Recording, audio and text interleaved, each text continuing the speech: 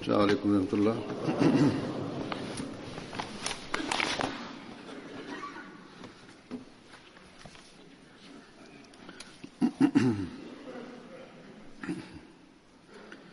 أشهد أن لا إله إلا الله.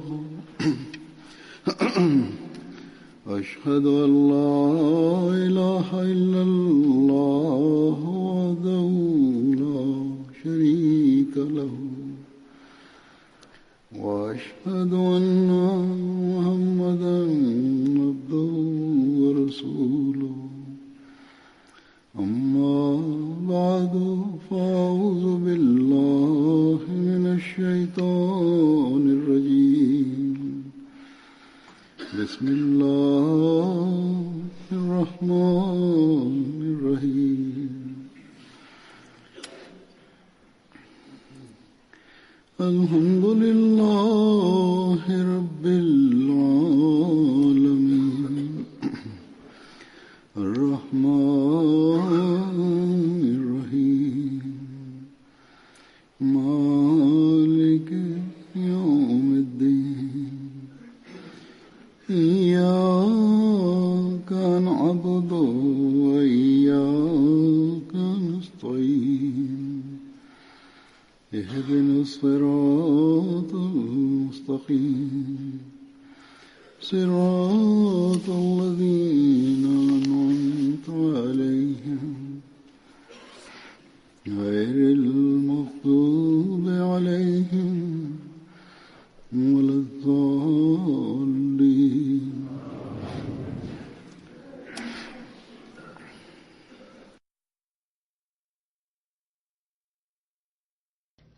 إن عبد الله بن جحش رضي الله عنه هو أول أصحاب النبي صلى الله عليه وسلم الذين سأتحدث عنهم اليوم. كانت والدته أميمة بنت عبد المطلب عمة النبي صلى الله عليه وسلم، فبذلك كان عبد الله ابن عمته صلى الله عليه وسلم.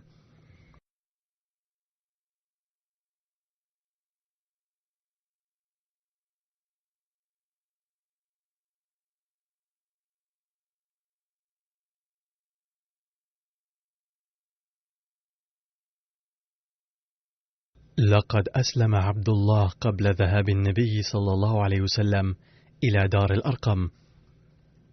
كانت هذه الدار لصحابي حديث العهد بالإسلام اسمه الأرقم بن أبي الأرقم، وكانت تقع خارج مكة، وهي بمنزلة مركز للمسلمين حيث كانوا يجتمعون فيها لتعلم الدين والعبادة. لذا فقد اشتهرت بدار السلام أيضا.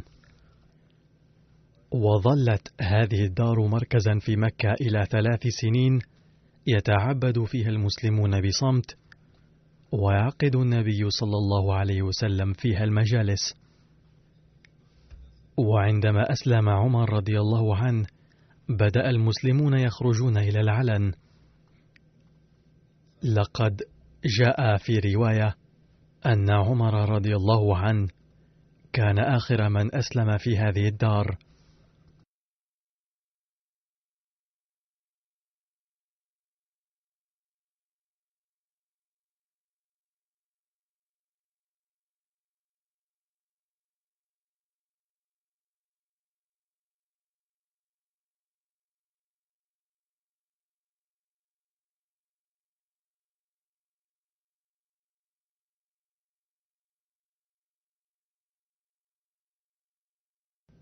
باختصار، كان عبد الله بن جحش قد أسلم قبل أن تكون هذه الدار مركزا للمسلمين. وفي رواية أخرى أن عائلته أيضا لم تكن في مأمن من ظلم مشركي قريش، وقد هاجر إلى الحبشة مرتين مع خويه أبي أحمد وعبيد الله وأختيه زينب بنت جحش وحمنة بنت جحش. وقد تنصر أخوه عبيد الله بعد وصوله إلى الحبشة، ومات هنالك متنصرا. كانت زوجته أم حبيبة بنت أبي سفيان ما تزال في الحبشة حين تزوجها النبي صلى الله عليه وسلم.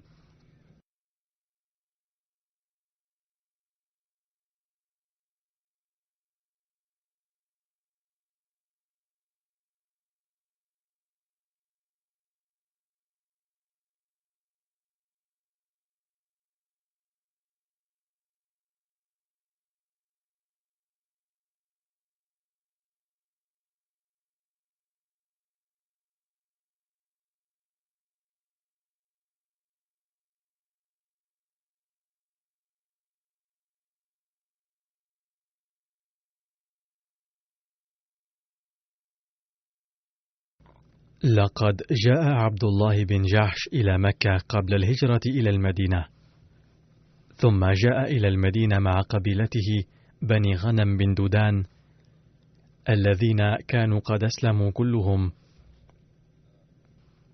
وقد أخلى عبد الله مكة من أقاربه بحيث لم يبقى في الحارة أحد منهم، وقفلت بيوت كثيرة. هذا ما يحدث في بعض الأماكن في باكستان أيضا مع الأحمديين في هذه الأيام، إذ قد خلت منهم قرى بأكملها.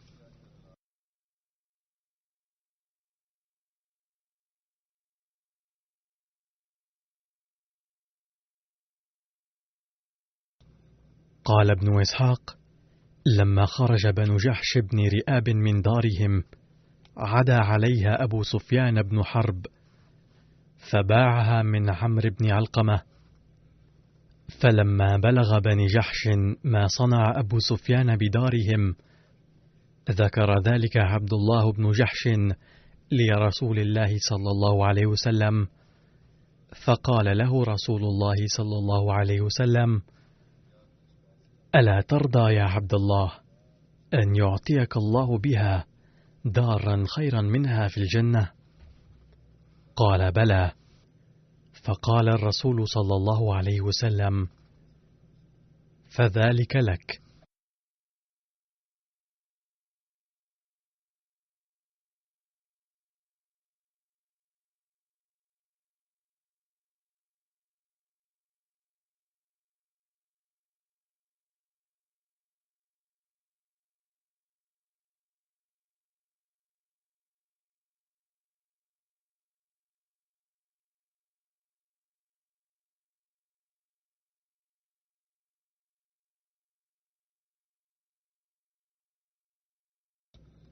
لقد بعث النبي صلى الله عليه وسلم عبد الله بن جحش في سرية إلى وادي نخلة، وقد جاء في سيرة الحلبية بهذا الشأن. لما صلى رسول الله صلى الله عليه وسلم العشاء الأخيرة قال لعبد الله بن جحش: واف مع الصبح معك سلاحك أبعثك وجها. فوافاه الصبح ومعه قوسه وجعبته ودرقته. فلما انصرف رسول الله صلى الله عليه وسلم من صلاة الصبح وجده واقفا عند بابه، فدعا رسول الله صلى الله عليه وسلم أبي بن كعب، فدخل عليه فأمره فكتب كتابا، ثم دعا عبد الله بن جحش فدفع إليه الكتاب وقال له: قد استعملتك على هؤلاء النفر. وكان قبل ذلك بعث عليهم عبيد بن الحارث، فلما ذهب لينطلق بكى صبيانه إلى النبي صلى الله عليه وسلم، فبعث عليهم عبد الله وسماه رسول الله صلى الله عليه وسلم أمير المؤمنين، أي فهو أول من تسمى في الإسلام بأمير المؤمنين.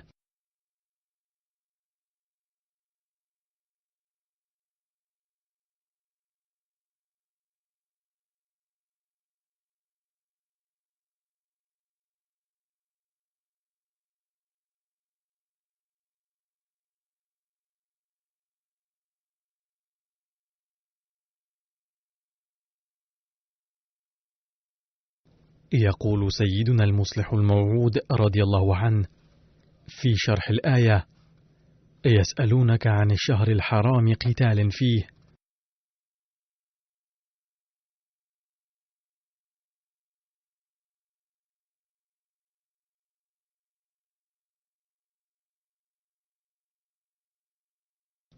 عندما هاجر النبي صلى الله عليه وسلم من مكة إلى المدينة لم يهدأ غضب الكفار، وإنما أخذوا يهددون أهل المدينة قائلين: إنكم أويتم أعداءنا، فلا مفر أمامكم إلا أن تقتلوهم جميعا أو تطردوهم من المدينة، وإلا فقسما سوف نهاجمكم ونقتلكم ونسبي نساءكم وذراريكم. ولم يكتفوا بالتهديد، وإنما أخذوا يعدون عدتهم للهجوم. أما الرسول صلى الله عليه وسلم فقد كان يبيت الليالي ساهرا يترقب، وكان الصحابة يقضون الليالي والسلاح في أيديهم حتى لا يفاجئهم هجوم العدو في ظلمة الليل.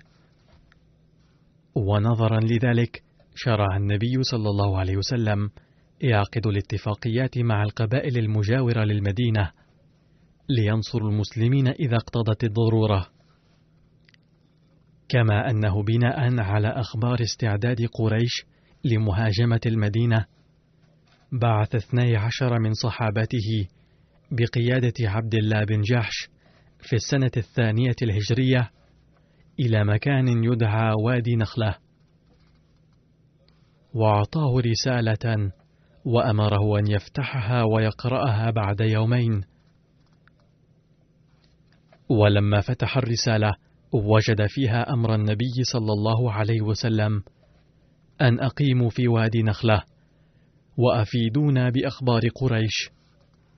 وتصادف أن قافلة لقريش قادمة بتجارة من جهة الشام مرت بهؤلاء، فقام عبد الله بن جحش باجتهاد شخصي منه وشن الهجوم على القافلة، فقتل من الكفار عمرو بن الحضرمي وأسر 2 منهم، واستولى المسلمون على الغنائم. وعندما رجعوا للمدينة وعرف النبي صلى الله عليه وسلم منهم بما جرى سخط عليهم سخطا شديدا وقال: لم آمركم بقتالهم، ورفض قبول الغنائم منهم. وذكر ابن جرير رواية عن ابن عباس تقول أن عبد الله بن جحش وأصحابه ظنوا خطأ أنهم ما يزالون في 30 من جماد الثانية، مع أن شهر رجب كان قد بدأ. فأثار المشركون ضجة بعد مقتل عمرو بن الحضرمي بأن المسلمين لا يرعون حرمة الأشهر الحرم التي يمنع فيها القتال.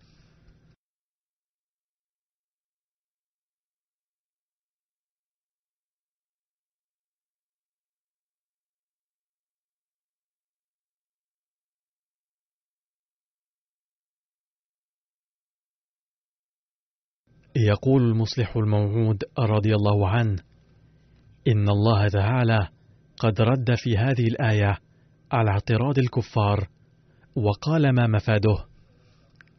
صحيح أن القتال في هذه الشهور المحرمة مكروه وإثم عند الله، ولكن الأشد من ذلك كراهة هو أن يصد أحد غيره عن صراط الله تعالى ويرفض وحدانية الله ويهتك حرمة المسجد الحرام ويخرج أهله منه دون جريمة إلا أن يقولوا ربنا الله الواحد الأحد. تفكرون في أمر واحد ولا تفكرون فيما تأتونه من جرائم كبيرة من كفر بالله ورسوله وانتهاك حرمة المسجد الحرام وإخراج أهله منه بدون حق. فما دمتم ترتكبون هذه الأمور الشنيعة القبيحة فكيف تلومون المسلمين وتعترضون عليهم؟ إنهم وقعوا في خطأ سهوا ونسيانا، ولكن ما تفعلونه عمد مقصود. لقد ذكر حضرة سيد زين العابدين ولي الله شاه في شرح حديث في صحيح البخاري نتائج إيجابية لسرية عبد الله بن جحش، وكتب موضحا: الأحداث تخبر أن الغاية التي من أجلها بعثت هذه السرية تحققت تماما، وحصلت معلومات يقينية عن خطط قريش مكة وعن تحركهم وتنقلهم. أما حادث قتل الحضرمي فهو حادث ضمني وعارض، وقول بعض المؤرخين أنه خطر ببال بعض أفراد هذه المهمة أن يستعيدوا أموالهم المغتصبة ليس صحيحا، بل الهدف الحقيقي لهذه المهمة إنما كان تقصي المعلومات اليقينية بواسطة هذه السرية عن غاية القافلة التي خرجت تحت قيادة أبي سفيان بن حرب، وعن خطط قريش مكة لشن الحرب، وهذا ما عهد إليهم بسرية. لذا فهم لم يفوتوا فرصة القبض على هذه القافلة الصغيرة، وتصوروا أنهم أرسلوا لاستطلاع استعدادات قريش مكة للحرب، ثم اكتفاؤهم بنهب قافلة والعودة إلى الرسول صلى الله عليه وسلم هو تصور مستبعد تماما.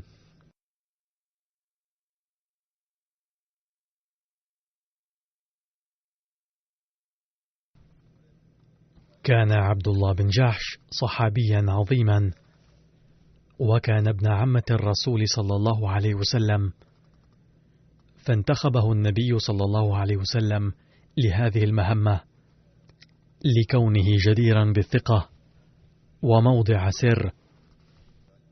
وحين علم النبي صلى الله عليه وسلم باستعدادات قريش مكة للحرب، شرع هو أيضا في الاستعداد بسرية تامة. لقد ذكرت كتب المغازي بعض الروايات القائلة بأن النبي صلى الله عليه وسلم أبدى سخطه على حضرة عبد الله بن جحش وأصحابه،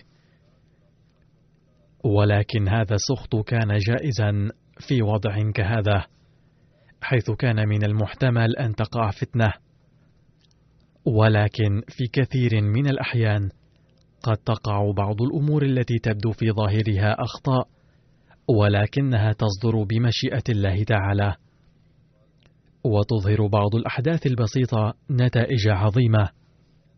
فكان ممكنا ألا يرسل وفد عبد الله بن جحش رضي الله عنه ولا يصدر منه ما صدر، وأن تصل إلى مكة دون ما خطر القافلة الآتية من الشام تحت إمرة أبي سفيان، ويعد القريشيون مستفيدين بهذه القافلة عدتهم ويهاجم المسلمين، فيكون تحدي مواجهتهم صعبا على الصحابة قليل العدد وعديم الحيلة. ولكن بحادث عبد الله بن جحش ثارت ثائرة سادة قريش المتكبرين، فخرجوا في حال الثورة والتكبر تلك متعجلين إلى بدر في جيش مؤلف من 1000 مقاتل تقريبا، ظانين أنهم يحمون قافلتهم، وما كانوا يعلمون أن هناك قد قدر موتهم. وفي جهة أخرى كان من المحتمل أن لو علم الصحابة بذهابهم لمواجهة جيش مسلح لتردد بعضهم، فالسرية عملت عمل خندق في الحرب، وهو يسمى في مصطلح اليوم التعمية أو التمويه.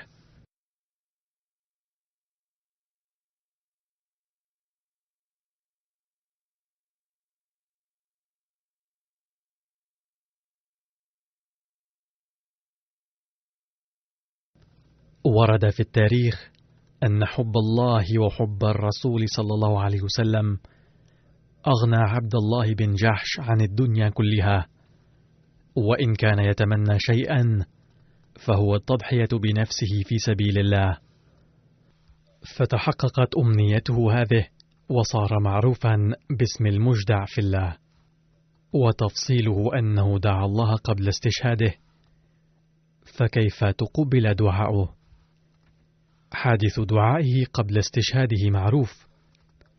روى إسحاق بن سعد بن أبي وقاص قائلا: حدثني أبي أن عبد الله بن جحش قال له يوم أحد: ألا تدعو الله؟ فخلوا في ناحية، فدعا أولا سعد فقال: يا رب، إذا لقيت العدو فلقني رجلا شديدا بأسه شديدا حرده أقاتله ويقاتلني، ثم ارزقني عليه الظفر حتى أقتله وآخذ سلبه. فأمن عبد الله بن جحش، ثم قال: اللهم ارزقني رجلا شديدا حرده شديدا بأسه أقاتله فيك ويقاتلني، ثم يأخذني فيجدع أنفي وأذني، فإذا لقيتك غدا قلت: يا عبد الله، في من جدع أنفك وأذنك؟ فأقول: فيك وفي رسولك، فتقول: صدقت. قال سعد: كانت دعوة عبد الله بن جحش خيرا من دعوتي، لقد رأيته آخر النهار، وإن أنفه وأذنه لمعلقتان في خيط، أي جدعت وسلكت في خيط. هذا هو الفعل الظالم الذي كان الكفار يقومون به، وهذا ما يقوم به اليوم بعض المسلمين المتطرفين باسم الإسلام.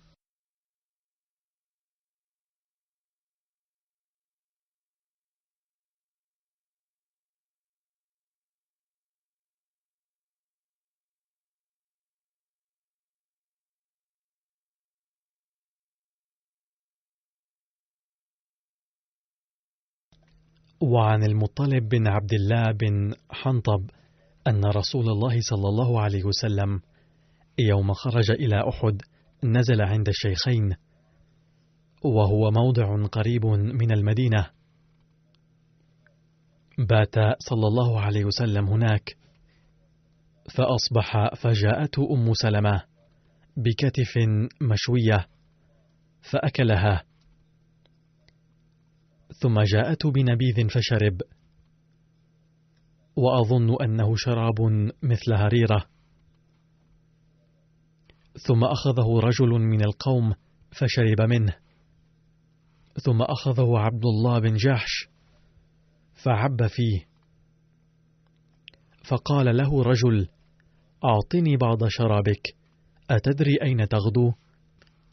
قال عبد الله: نعم، ألقى الله وأنا ريان أحب إلي من أن ألقاه وأنا ظمآن. يقول حضرة الخليفة: ما أعجب أسلوب حب الصحابة لله، وما أحسن استعدادهم للقائه عز وجل. ودفن عبد الله بن جحش وحمزة بن عبد المطلب في قبر واحد. كان حمزة خال عبد الله بن جحش، كان حمزة رضي الله عنه خال عبد الله بن جحش، وكان عبد الله يوم شهادته ابن 40 سنة، وولي تركته رسول الله صلى الله عليه وسلم، فاشترى لابنه مالا بخيبر. ورد ذلك في الطبقات الكبرى لابن سعد.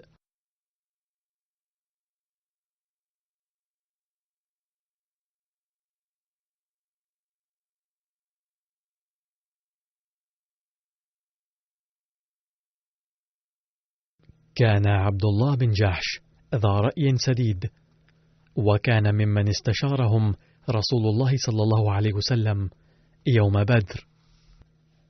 كتب المصلح الموعود رضي الله عنه حادث أخت عبد الله بن جحش رضي الله عنه عند رجوع النبي صلى الله عليه وسلم من غزوة أحد، وهذا الحادث ورد في التاريخ، وبينه المصلح الموعود رضي الله عنه في كلماته وقال: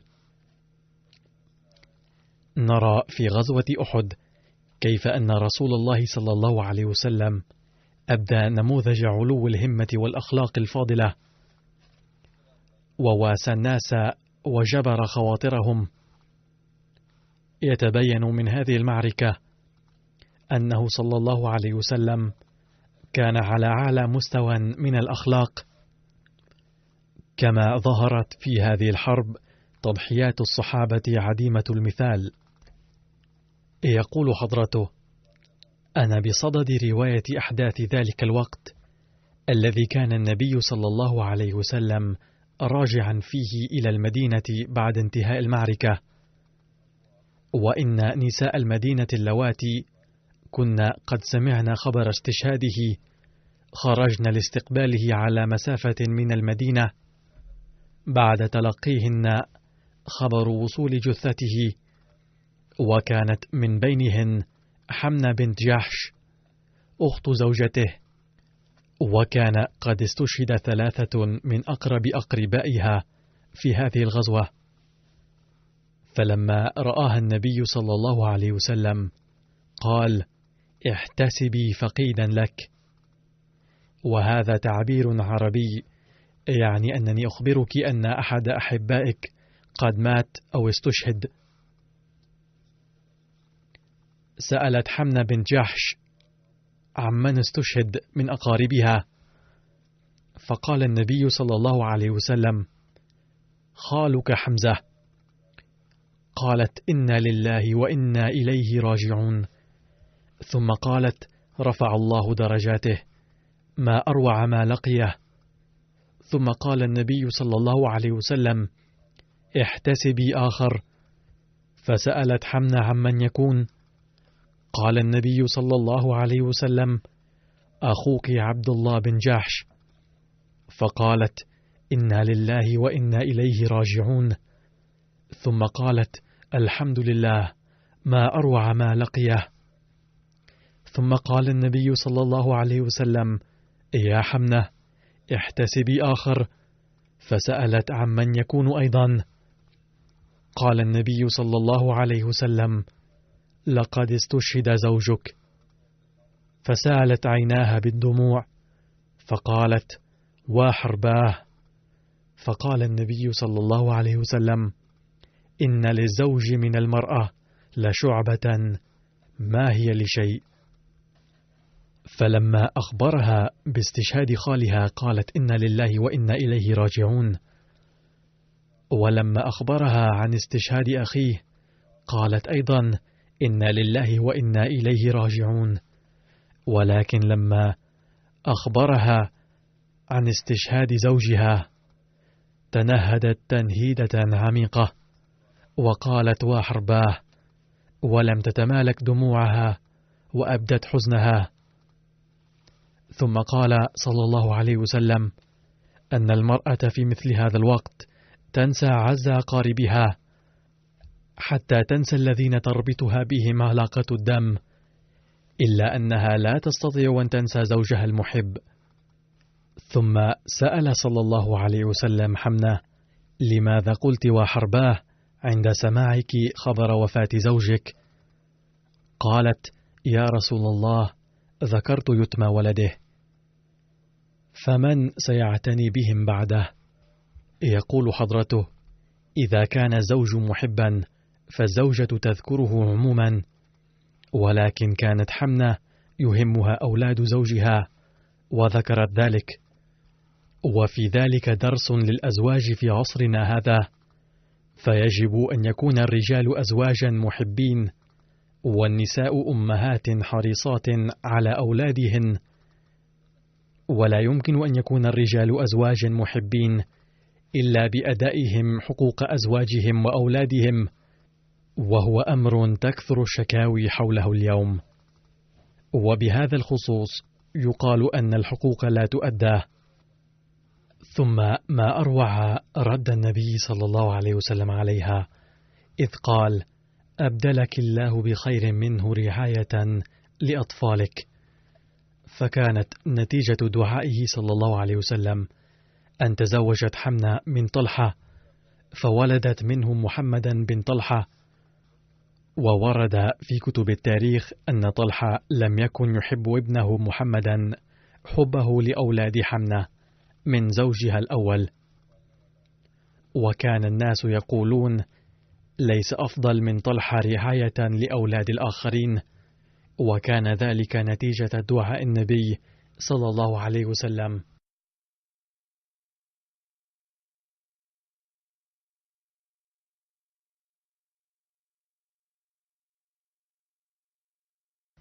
والصحابي الثاني الذي أذكره اليوم هو كعب بن زيد رضي الله عنه، واسمه كعب بن زيد بن قيس بن مالك، وهو من بني النجار. لقد اشترك كعب رضي الله عنه في غزوة بدر، واستشهد في غزوة الخندق، ويقال أنه أصيب بسهم أمية بن ربيعة بن صخر. كان من أصحاب بئر معونة، ولقد استشهد جميع أصحابه ولم ينجو إلا هو.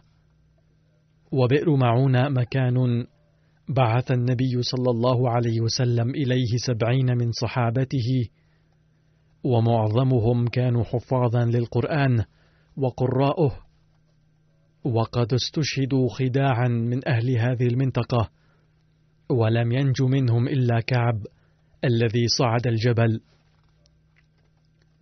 وورد في بعض الروايات أن الكفار هاجموه وأصيب بجروح بالغة، فحسبوه ميتا وتركوه، إلا أنه كان به رمق حياة، فوصل بعد عدة أيام إلى المدينة وشفي واستعاد عافيته.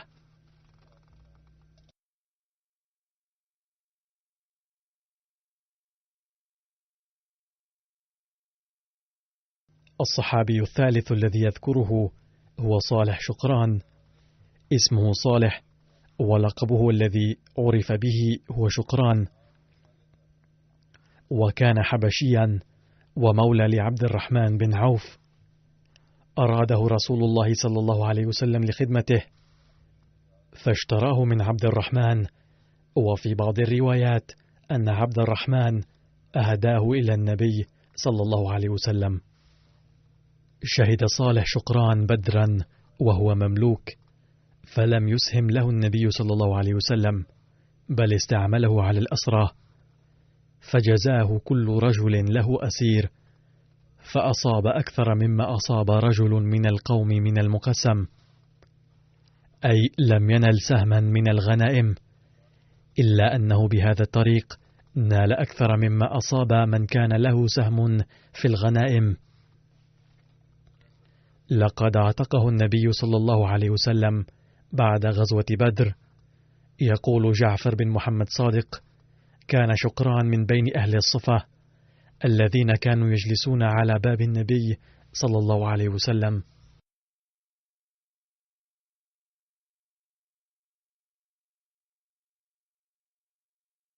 لقد اعتقه النبي صلى الله عليه وسلم بعد غزوة بدر.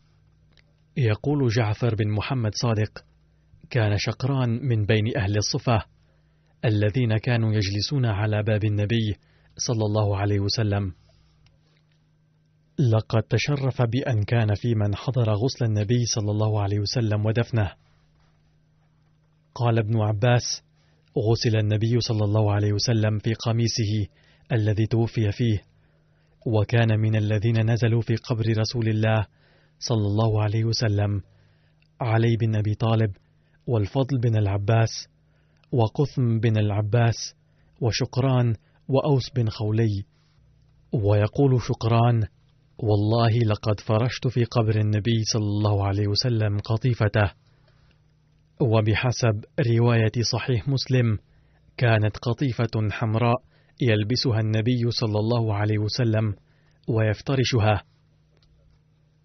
وكان شقران يقول: كرهت أن يلبسها أحد بعد الرسول صلى الله عليه وسلم، لأن النبي صلى الله عليه وسلم كان يلبسها ويفترشها. استعمله رسول الله صلى الله عليه وسلم على جميع ما وجد من رحال أهل المريسيع من رثة المتاع والسلاح والنعم وغيرها، وذلك لأنه كان يؤدي واجب الحراسة، بحيث صار محل ثقة للنبي صلى الله عليه وسلم. لقد أرسل عمر رضي الله عنه عبد الرحمن بن صالح شقران إلى أبي موسى العشري وكتب معه: وجهت إليك الرجل الصالح عبد الرحمن بن صالح شقران مولى رسول الله صلى الله عليه وسلم، فاعرف له مكان أبيه من رسول الله صلى الله عليه وسلم.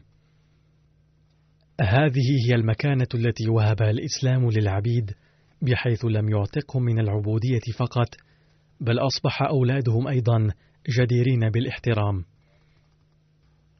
وفق إحدى الروايات سكن شقران في المدينة، وكان له بيت في البصرة أيضا، وتوفي في عهد عمر رضي الله عنه.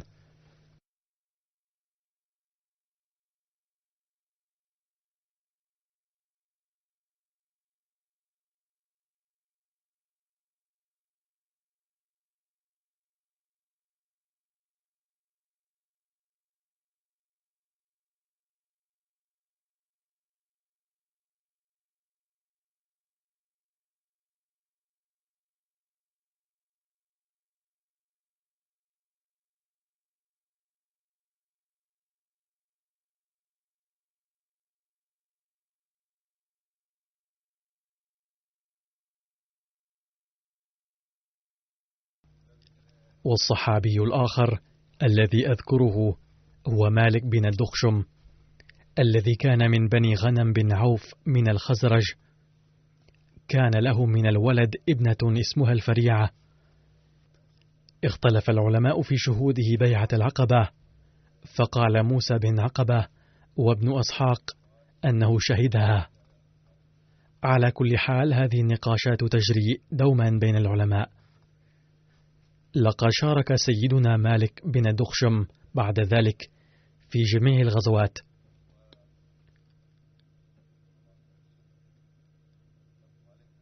كان سهيل بن عمرو من كبار زعماء قريش الكرام، كان في جانب المشركين يوم بدر، فأسره حضرة مالك بن الدخشم. قد ورد في رواية عن عامر بن سعد عن أبيه سيدنا سعد بن أبي وقاص: لقد رميت سهيل بن عمرو يوم بدر بسهم فقطع عرقه، فقفوت أثر قطرات دمه، وأخيرا رأيت سيدنا مالك بن الدخشم قد أخذ بناصيته، فقلت له: هذا أسيري، إذ قد رميته بسهم، لكنه قال: هذا أسيري، لأني قد أمسكت به. ثم جاء به إلى النبي صلى الله عليه وسلم، فأخذه من كليهما. ثم في روحة انفلت سهيل من سيدنا مالك ابن الدخشم، فنادى في الناس بصوت عالي، وخرج في البحث عنه. وقال النبي صلى الله عليه وسلم: من وجده فليقتله، إذ كان قد جاء لقتال المسلمين، وكان أسير حرب، فلما انفلت كان هناك خطر منه، لذا صدر الأمر بقتله. لكن لما كان قد قدر لسهيل بن عمرو أن يعيش، فقد وجده النبي صلى الله عليه وسلم فلم يقتله. فهذه هي أسوة النبي صلى الله عليه وسلم، وفيها رد على أولئك الذين يتهمونه بارتكاب المظالم وسفك الدماء. ونرى أن الذي كان يستحق القتل وكان قد أمر بقتله، فحين وجده هو نفسه صلى الله عليه وسلم لم يقتله. وفي رواية أن النبي صلى الله عليه وسلم وجده في أشجار السمرات الكثيرة، فأمر بأن تغل يداه إلى عنقه، أي تم اعتقاله.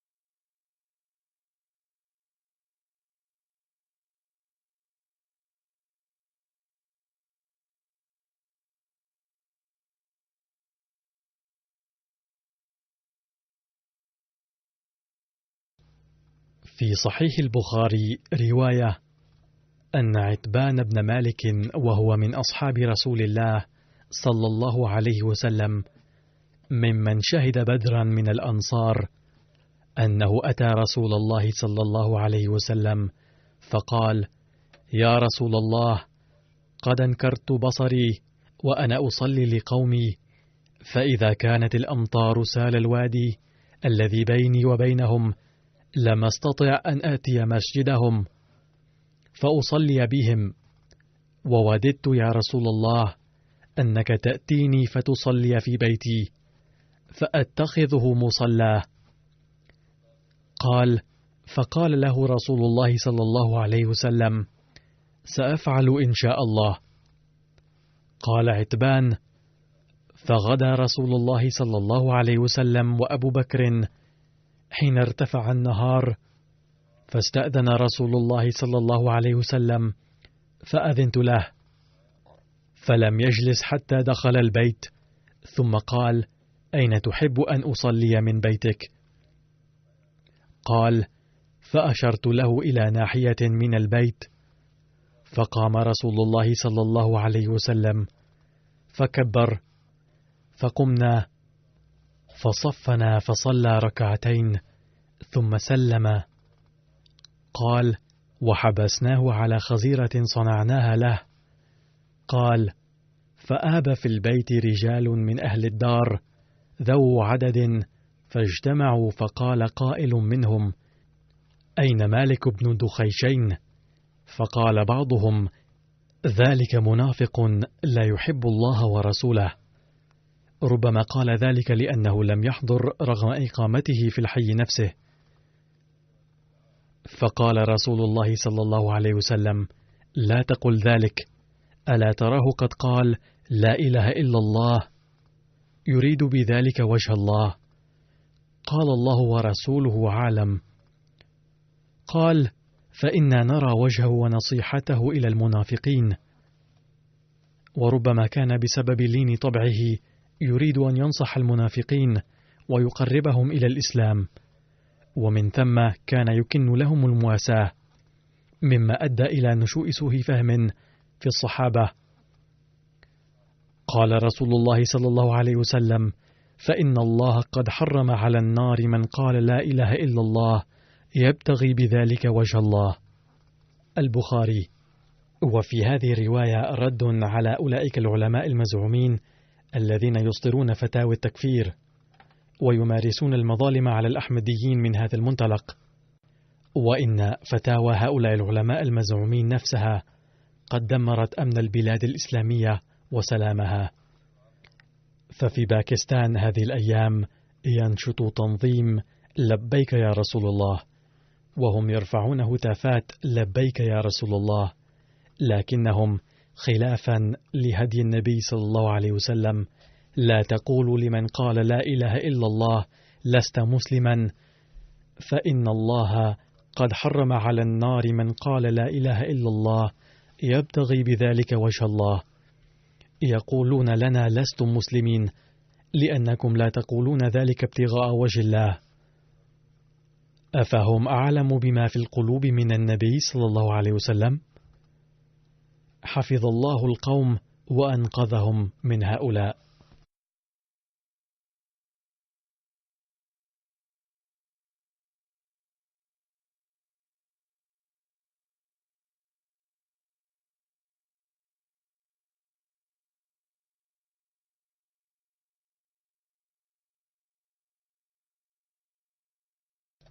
وفي رواية أن عتبان بن مالك قال لرسول الله صلى الله عليه وسلم في مالك بن الدخشم: إنه منافق. فقال رسول الله صلى الله عليه وسلم: أليس يشهد أن لا إله إلا الله؟ فقال: بلى، ولا شهاد له. فقال رسول الله صلى الله عليه وسلم: أليس يصلي؟ قال: بلى، ولا صلاة له. ويبدو أن بعض الناس في ذلك الزمن أيضا كانت فيهم شدة كالمشايخ المعاصرين. فقال رسول الله صلى الله عليه وسلم: أولئك الذين نهاني الله عنهم. فالله وحده عليم بما في القلوب. والملاحظ أن الله قد نهى النبي صلى الله عليه وسلم، لكن هؤلاء العلماء ولا سيما الباكستانيون حائزون على حد زعمهم على رخصة لممارسة المظالم باسم الإسلام. عن أنس رضي الله عنه أن مالك بن الدخشم أسيء إليه أمام النبي صلى الله عليه وسلم، فقال: لا تسبوا أصحابي. أقبل رسول الله صلى الله عليه وسلم من تبوك ونزل بذي أوان، فنزل عليه الوحي عن مشيد الضرار، فدعا رسول الله صلى الله عليه وسلم مالك بن الدخشم ومعا بن عدي، فقال: انطلقا إلى هذا المسجد. فخرجا مسرعين حتى أتيا بني سالم بن عوف وهم رهط مالك بن الدخشم، فقال مالك لمعن: أنظرني حتى أخرج إليك بنار من أهلي. فدخل أهله فأخذ سعفا من النخل فأشعل فيه نارا، ثم خرجا يشتدان حتى دخل المسجد، فبحسب رواية أحرقاه وهدماه بين المغرب والعشاء. فالذين كان البعض يشكون فيهم من سوء الفهم، إذ لا نستطيع أن نسيء الظن بالصحابة، ويرون أنهم سالكون طريقا خاطئا، حتى وصفوهم بالنفاق، هم أنفسهم من أمروا بهدم مركز المنافقين ووفقوا لهدمه بإذن الله.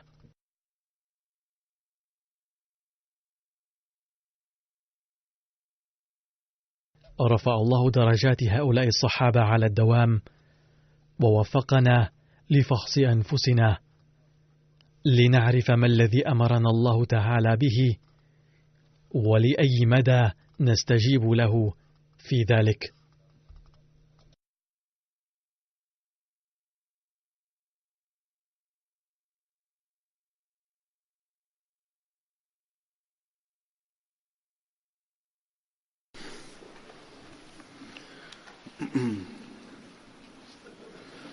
الحمد لله نحمده ونستعينه ونستغفره ونؤمن به ونتوكل عليه ونعوذ بالله من شرور أنفسنا ومن سيئات أعمالنا. من يهده الله فلا مضل له ومن يضلل فلا هادي له، ونشهد أن لا إله إلا الله ونشهد أن محمدا عبده ورسوله.